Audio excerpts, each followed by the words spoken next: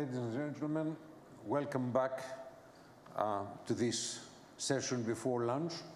I hope you have realized that we've moved away from the do part to the talk part, and the migration panel was about the things that we talked about throughout the year, and we partnered and came together and came up with this project which is being launched. Now we're talking about our second project, the Climate Hub, which is already ongoing. It's not being launched today. Today is the official launching, but in effect, a lot of work has been done already, and this is one of the things that we're going to be talking about. Now, we're going to start in a sort of different way. The presentation of the project is going to come at the end. It's not going to be at the beginning. At the beginning, we're going to have a small discussion. And we're very glad to have with us, among our other guests that you have seen the names before, Philip Glanville, who is the Mayor of Hackney in London, the Borough of London, but who also has a very more wider remit in terms of applying national directives at the local level. So I'm going to ask him about this great problem that exists, and which is a problem that we have in Greece as well, but I believe in the whole of the Eastern Mediterranean, if not the whole of the Mediterranean, that we have national standards and national directives that go down, and then the question is, how do you apply them? Of course, this comes also the other way, that the local authorities at the local level, they must have the knowledge and the power to go back to the national authorities and tell them, well, you know, this is what you're doing is not really working down at the local level, and you've got to change this. So this is the first question I'm going to pose to Philip and ask him to talk about this in terms of his experience up till now, since he is responsible for much of the greater area of London as far as this is concerned. So, Philip, over to you. Thank you, Anthony, and no pressure with the task that you've set me. I think what I personally believe in as a city mayor is the importance of place. So place is where the incidents of climate change are taking place. So whether it is what we've seen in and around Athens in terms of fire, the flooding in Germany, what we've seen in California, London hasn't suffered in the way that many of these other places have, but we've had a very early warning this summer around flash flooding. The impact is hyper-local. It is where you live, it is where your business is, and people then look to their local leaders to respond to that. Yeah. But what we don't have are the levers of power and influence to be able to respond in the ways that we want to. We want to build the climate resilience in our communities. That can be through green infrastructure, it can be changing the layout of our cities, it can be about retrofitting our buildings for extremes of heat and cold. And what we have at the moment is a very top-down system. So we're building towards the COP, and we're talking to the UK government, but what we don't have is clarity about what our role is going to be and how we're going to be funded and given those powers to implement. So I sit there as a city mayor of a part of London. I co-lead the Green New Deal response for the Mayor of London in London. I'm on a national body of city mayors, the Local Government Association. And what is really disturbing, I think, for all of us is that the government's net zero strategy is only likely to have one local chapter on the role of place and local government. And I think that isn't good enough. And the hunger from below around citizens wanting to shape this response, businesses wanting to shape that response, they want that co-production at a local level. And we need to make sure that we're not just the last to find out about an initiative, that all of that is top-down, as you suggested. And I think we need to be getting into the detail of place and how we change places, because we do need big, bold international agreements and regulations, but how they're unpacked, how they're implemented. And I think, just to finish on the point of resilience, there is climate resilience, but there's also economic and social resilience. And if we don't involve our citizens in the response, it will be fueling the culture wars, it will create divisions in our society. And it's not where citizens are. Citizens want that response to be co-produced with them. Philip, I'd like to ask you one question before I pass on to the other panelists. what has been your experience in terms of when you get the national directive? To what extent have you found, if it's possible to quantify in some respects, that it really could be applied, or that it was way off? Was it something that you could do like 50%, 70%, or was it something like 10%, and you're trying and look and say, well, what the hell am I doing? So in Britain, there is an environment bill going through our national parliament. It's a very ambitious bill on waste and recycling, nature recovery, biodiversity. It's been going through Parliament for far, far, far too long, and a huge amount of discussion has been taking place about what it means for a place. So we want to increase recycling. We have really ambitious plans in Hackney and in London. But what works in suburban London, where people have their own storage for waste, where they can have numerous different bins for food and for refuse and all of those things. If you live in dense accommodation, the last discussion about unaccompanied migrants, if you're in a hostel, you don't have that space, you don't have that control, you don't have that economic purchase. So what comes down from the top won't be suitable. That doesn't mean we don't want to do it, we don't want to be a part of the solution, but you've got to work with 140 different languages in Hackney, you've got to work with people with different economic purchase within that system to be able to get those outcomes that we need. And all too often, I'm afraid, it's a top-down discussion. I suppose the important thing I would like to emphasise to a global audience to Athens is coming together as cities, coming together as places, and saying we're going to come back to government with ideas. So I've been part of a UK Cities Climate Investment Commission, and rather than saying that the problem is too big and there isn't enough funding and the regulation is saying, what regulation would we need? How could we work with business to invest in retrofit? How do we make ourselves fundable as well? Because I think there's a lot of global philanthropy and capital interested in investing in communities to support resilience. They just don't know how to do it. And it can look very complicated if you're dealing with 32 London boroughs, the Mayor of London, national government, and those things. Thank you, Philip. Michael, can I ask you the same question, but let's put it out on an international level, at a global level, because this is where your experience lies, and we would like to see what you have to say about this. Yeah, thanks, and thanks for having me. I think cities are a very good entry point for this conversation because they're more, generally, they're more practical and innovative.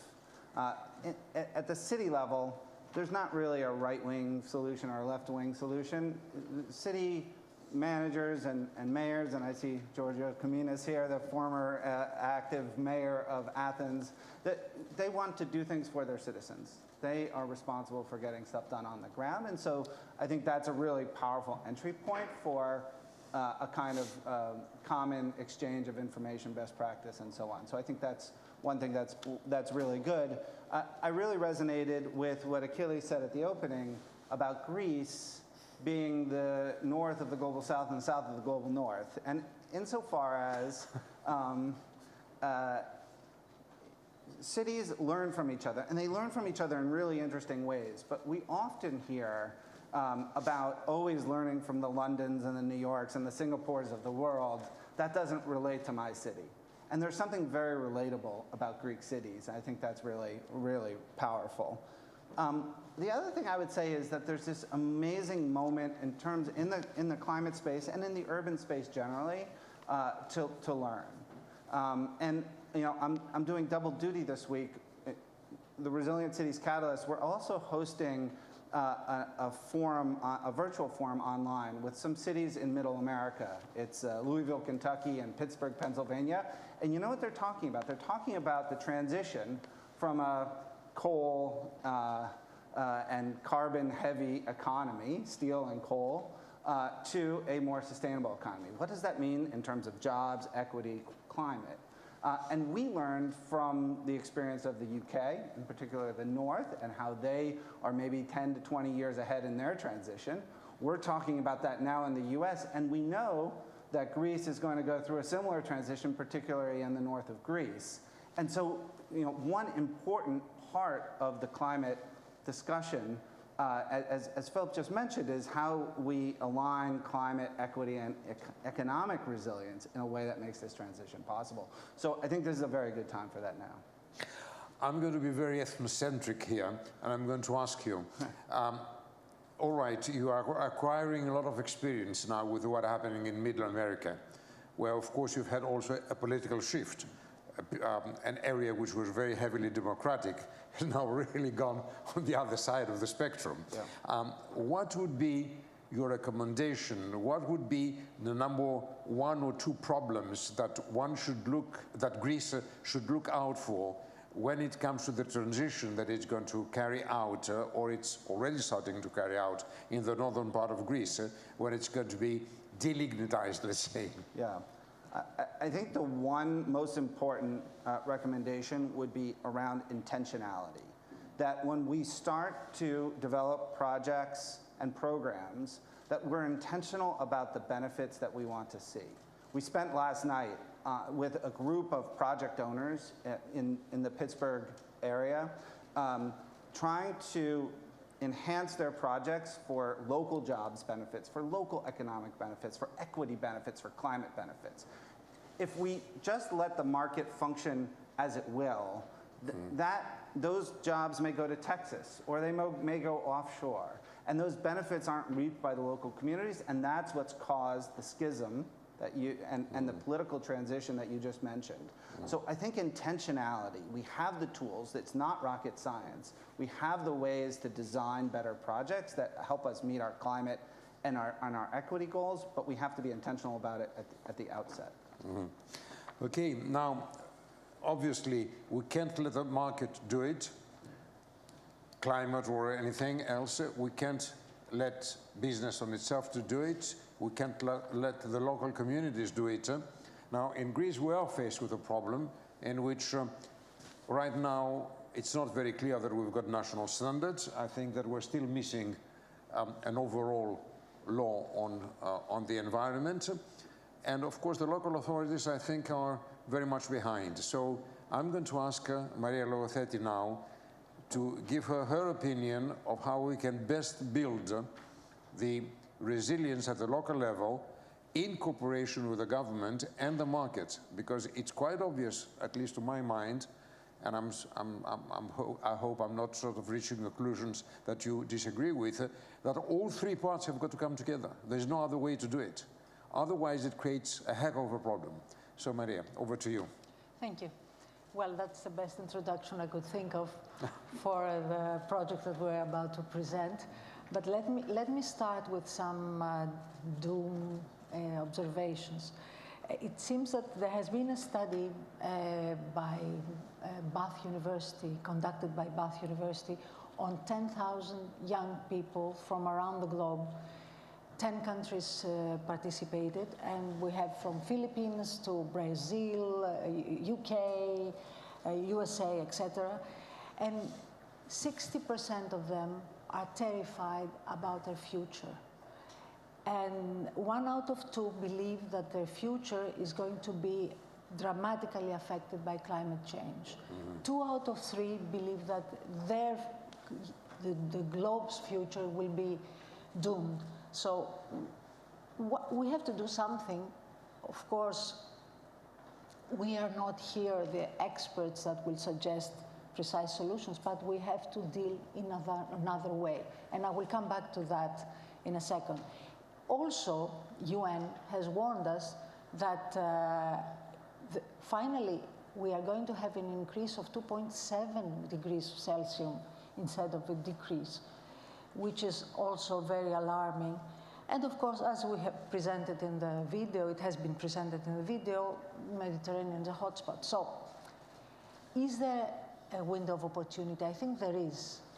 And the window of opportunity appears because we are dealing with COVID pandemic. It seems strange, but this is a window of opportunity, because if we connect green recovery with the pandemic, then we will eventually see an acceleration on the implementation even of the Paris Agreement and also of the Green Deal. And now the European Union is a leader, undoubtedly. It has come up with the Green Deal proposal, with the Fit for 45 legal package, and they all come up with the same conclusion. We have to change our socio-economic model. And this is easy to say, but hard to do, okay? So in Greece and around Europe, but let me come to Greece. We are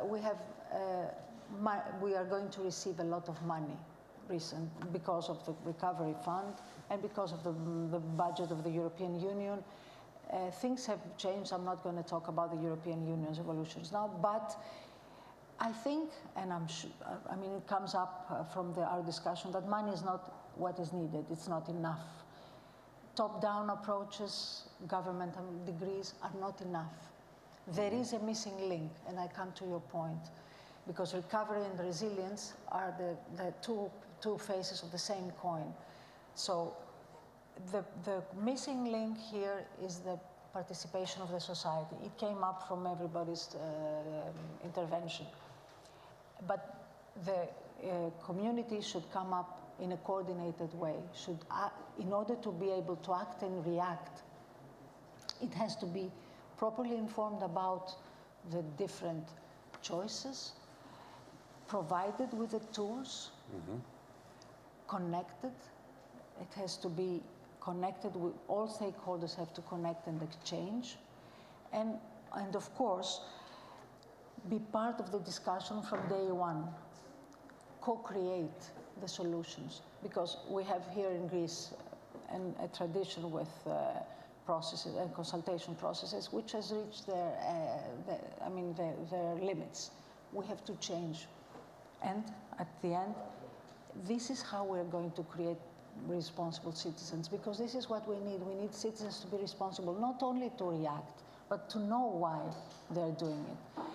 And we have, as it's going to be presented in a few minutes, created a hub for climate change. We referred to that in the beginning.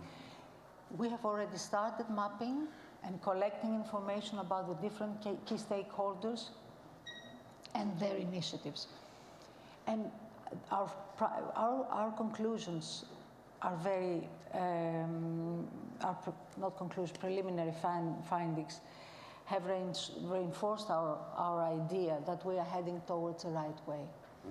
What we need is to collect the information, make people, create a space where people would network, and also provide them with tools.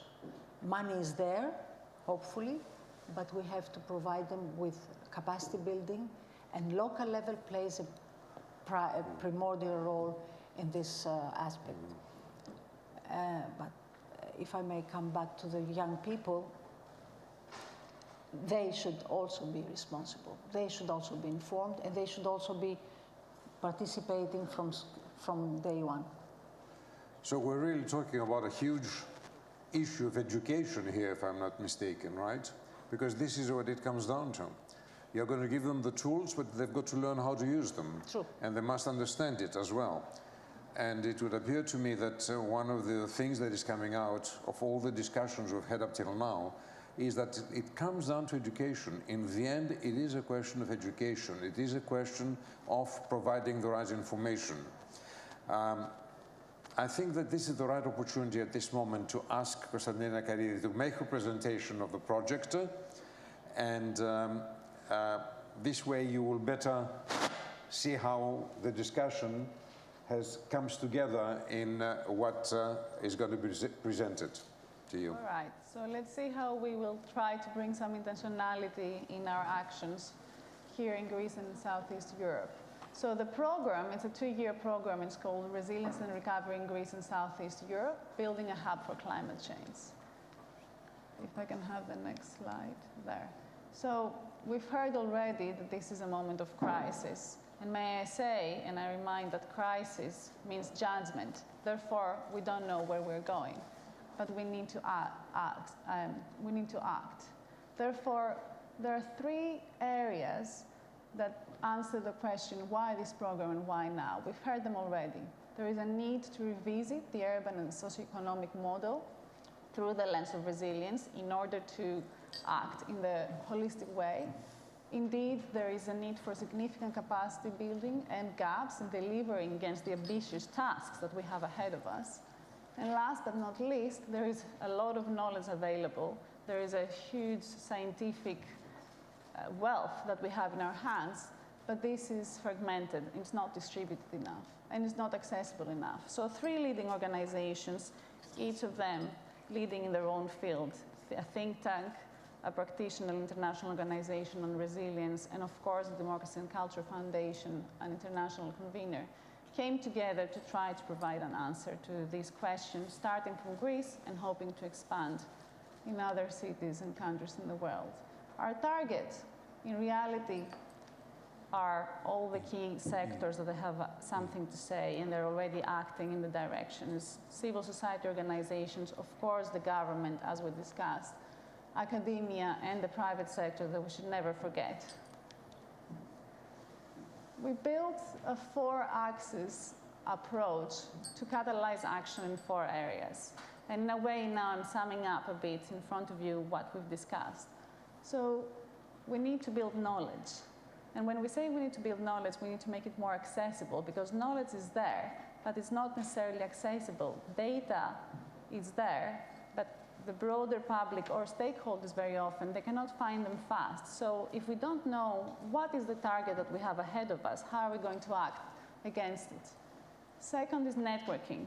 And networking can also be targeted. It's not necessarily about best practices exchange, but it's about trying to learn from each other and collaborate, not necessarily in a geographical bound way, in order to deliver against those tasks. At the same time, to deliver, you need capacity. We have identified through our collective experience that to build capacity, you need to focus, as was mentioned before, at the local level. This is where the biggest need is. And also this is where the biggest ask is today. And finally, and a key point that was mentioned, education, engagement, and green jobs. We're looking at the future, so we cannot omit this really important side, but we're also talking about a transition, so we cannot omit the older generations that are required to take a big leap.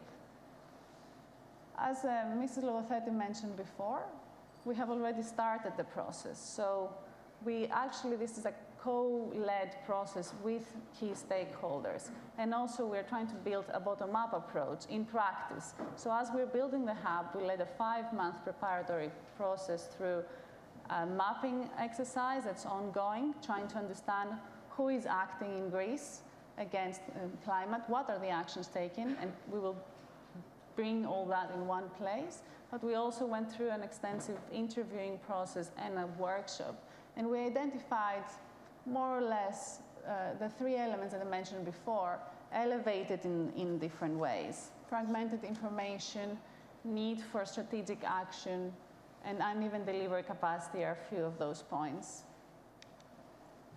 So we are already in the program timeline. We're launching today. We're going to continue the mapping. We're hoping to bring some preliminary results around that, around Christmas, but we are also going to start working in a targeted way with key municipalities in Greece.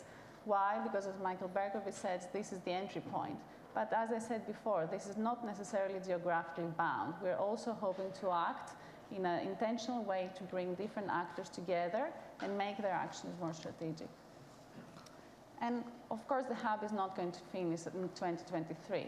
There is a sustainability and scaling plan. We believe that with the data that we will bring, we are going to bring more stakeholders as members of the hub. We're going to expand and share knowledge, but also act at the local level in Southeast Europe and the Western Balkans. And we're going to work to increase the focus on green jobs and make that a more targeted operation following 2023, looking beyond Greece, as said before. Is this an ambitious task? Yes, it is, but so is the task that we have ahead of us collectively as a society for the next 29 years. So we are going to work to catalyze bottom-up knowledge across siloed sectors. We will accelerate the design and delivery of transformative resilience projects, and we're going to foster a connected national community of practice that engages practitioners and citizens alike. Thank you very much. Thank you, Konstantina. I believe now that we've got Rick Daems, the President of the Parliamentary Assembly of the Council of Europe, who is going to be joining us virtually. Are we ready for this? Good day. I am Daems, President of the Parliamentary Assembly of the Council of Europe. I wish to thank you very much for inviting me to the Athens Democracy Forum. Now, I wanted to be with you in Athens, but as you may know, we are holding the fourth part session of our Assembly this week, attended by parliamentarians from over 47 member states, but also observer states and partners for democracy. Now, today our Parliamentary Assembly is holding an unprecedented all-day debate, discussing and voting on 7 reports, dealing all with environment and tackling this issue from various angles.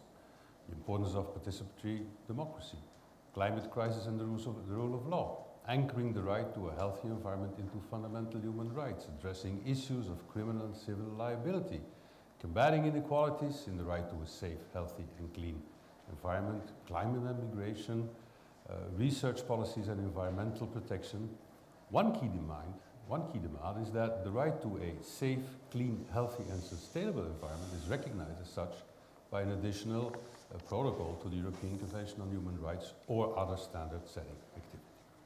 Now, other proposals include more government regulation to strengthen corporate environmental responsibility, changes in criminal and civil liability to give greater protection to the biosphere, boosting participatory democracy as environmental concerns rise up the political agenda, and better harnessing the rule of law to tackle the climate crisis. Linking environment to human rights is one of the top political priorities of my agenda as President of the Parliamentary Assembly of the Council of Europe.